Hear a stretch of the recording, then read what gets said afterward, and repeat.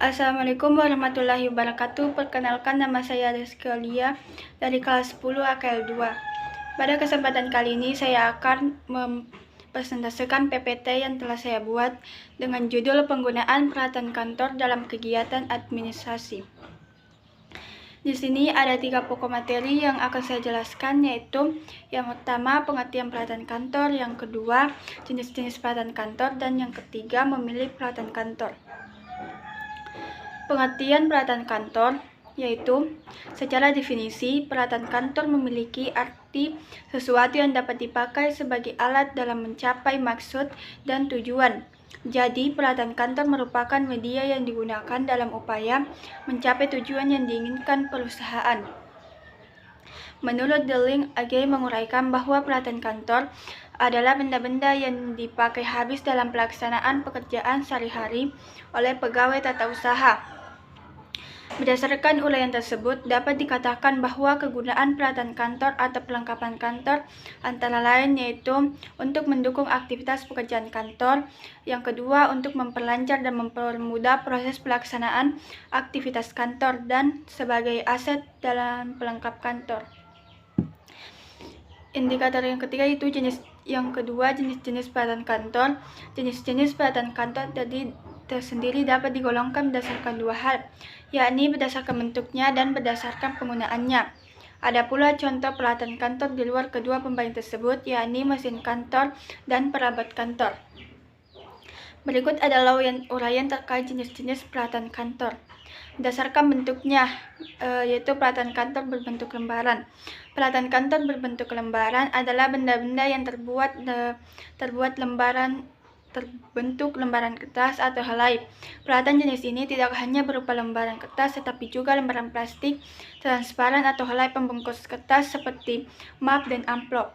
Contoh peralatan kantor berbentuk lembaran yaitu kertas HVS, kertas folio bergaris, kertas karbon dan kertas stensil, formulir, kertas borkop, kertas buffalo, amplop, map, dan plastik transparan. Yang kedua, peralatan kantor non-lembaran. Peralatan kantor yang berbentuk non-lembaran atau bukan kertas merupakan benda kantor yang sifatnya berbentuk padat. Peralatan kantor non-lembaran terbagi menjadi 4, yaitu 1. Alat tulis kantor seperti ballpoint, pensil, spidol, penggaris, penghapus, rautan atau penjepit kertas, dan stapler, cairan, pengoreksi, selotip, lem kertas, dan jangka. Yang kedua yaitu pembuka surat seperti gunting, pisau cutter, dan atau alat elektrik pembuka surat. Yang ketiga, stempel seperti stempel perusahaan, stempel tanggal terima atau stempel agenda, dan bantalan stempel. Yang keempat, perlengkapan meja seperti kalender meja, tempat pensil, baris surat atau disk tray, kotak, kartu nama, file folder, dan sandaran buku. Yang ketiga, peralatan kantor berbentuk buku.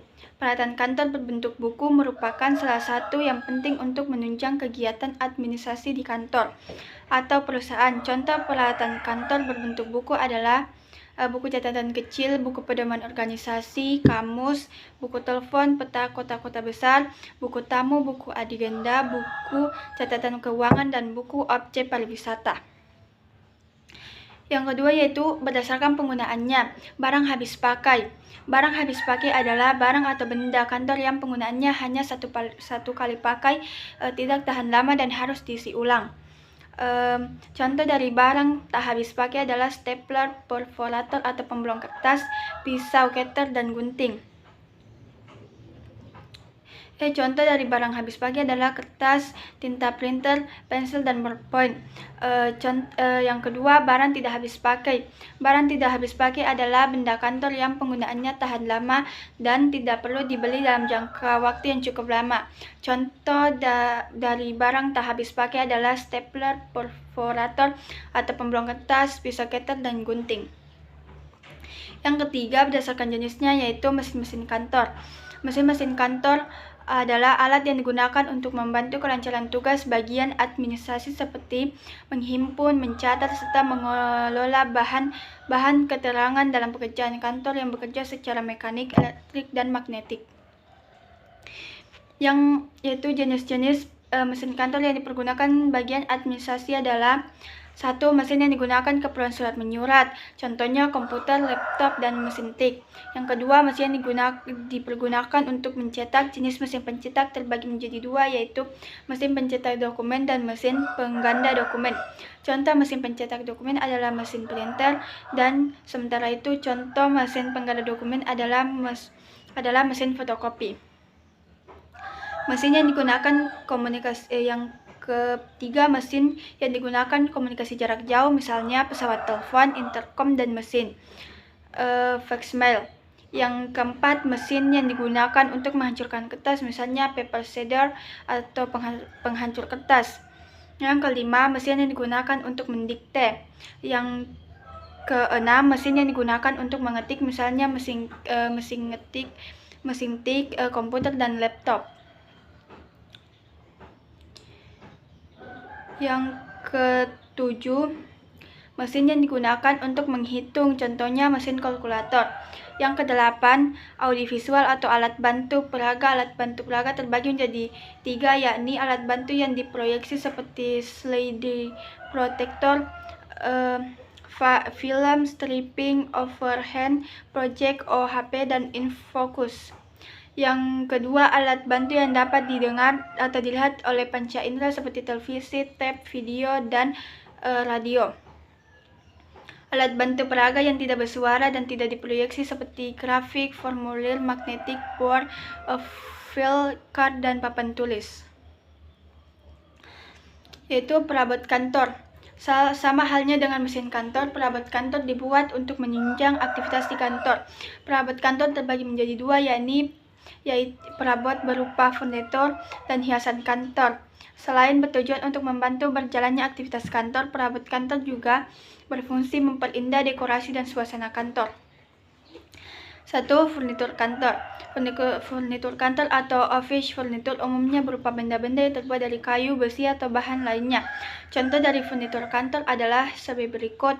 Yang pertama, meja dan kursi untuk pegawai, sofa dan meja, rak buku dan lemari, filing kabinet, papan tulis, tempat penyimpanan uang, tempat majalah dan koran, meja resepsionis.